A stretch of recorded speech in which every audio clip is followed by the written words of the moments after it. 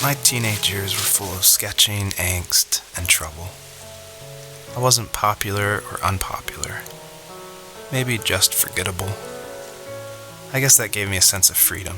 So I hung out with crazy kids, doing crazy things, even though I mostly just watched the chaos ensue. We did it all. Put fireworks in mailboxes, hide roadkill in people's garages, break windows of the barber shop in Anchorage.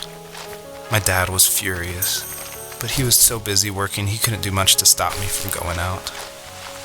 I think being an adult means there's no one to stop you making hard decisions.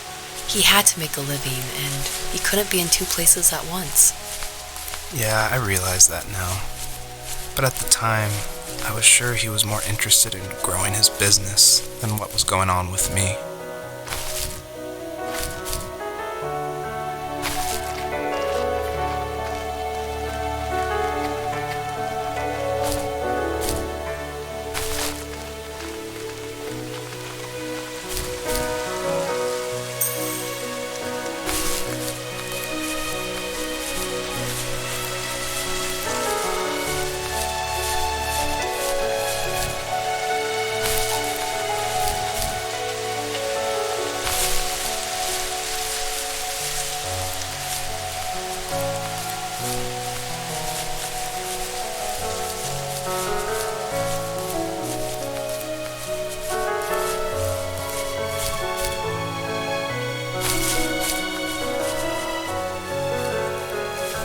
He was working another late night, and my friends were over, saying how bored they were and how they had come all the way out to my house for nothing.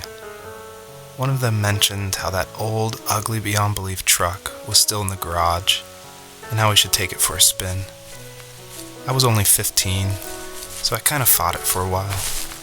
The next thing I knew, we were careening around the mountain path, rocks spitting onto the sides of the cliff, while my dad's cringeworthy bluegrass blared out the speakers. I drove while my friends were in the back of that yellow and purple truck, throwing beer bottles and trash at anything remotely interesting. Felt like I was soaring in the air with borrowed wings. But all good things have endings. A cop outside of Eagle River pulled us over after he saw us in a bottle rocket into someone's yard. What followed was a long night of talking to disappointed adults and feeling smaller than ever.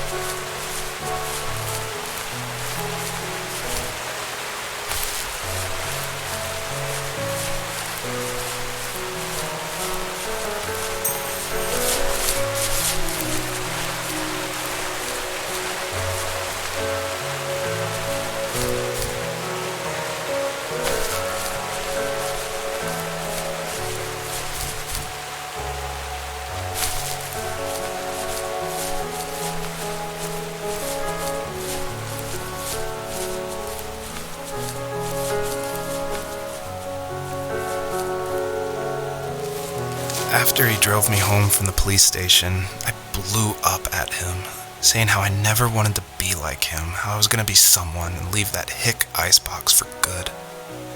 He just looked forward at the road with tired eyes. I took out that bluegrass tape from the cassette deck and chucked it out the window. In my sage teenage wisdom, I thought I had proved the ultimate point, but my dad had a different idea. He slammed the brakes, slowly bowed his head while gripping the steering wheel, and finally looked at me. All he said, like it was a polite request, was, "Make this right." I sat there in silence, fuming, but I eventually got out and combed every square inch of the woods, muttering profanity after profanity. I found it 30 minutes later, near a small waterfall off the road. I went back to the truck, put the wet tape back in, and sure enough it worked. We didn't speak another word to each other the rest of the night. Wow, I knew you were a crazy teenager, but... It's hard to believe, isn't it? It surprises me too. It's like I didn't really know who that kid was back then. I bet my dad thought the same thing over and over. It's almost like he was saying, "Make this right," to himself, more than to me. My friends would laugh about that night and talk about how crazy it was, and I laughed along, pretending it didn't bother me. But it did. I imagined my friends growing old in the bush, unable to find that thrill in those godforsaken ice fields. It's like those mountains were a literal wall, keeping me from leaving, where all I would have to look forward to are lumber yards and evening beers. I had to climb over. That was my only goal for a long time.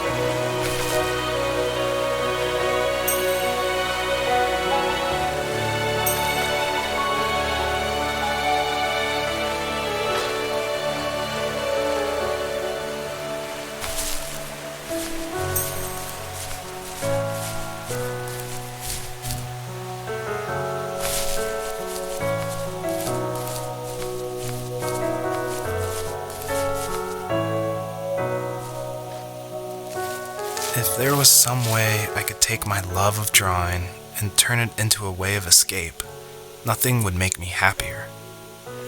I wanted to create instead of tearing trees down. I wanted to move to the lower 48, not because I hated it there in Alaska, but I hated the idea of it. It's like all of that spite inside me had created this monster which followed me around my whole teenage years. I put so much energy into doing what others didn't expect of me. Why did I do that? There's one fact you're forgetting, though. If you didn't have that fire in you, we probably would have never met. You're absolutely right. Maybe the destination is all that matters in the end. But then why am I awake? Why am I seeing this fox go on her journey? And why can't I stop thinking about my dad?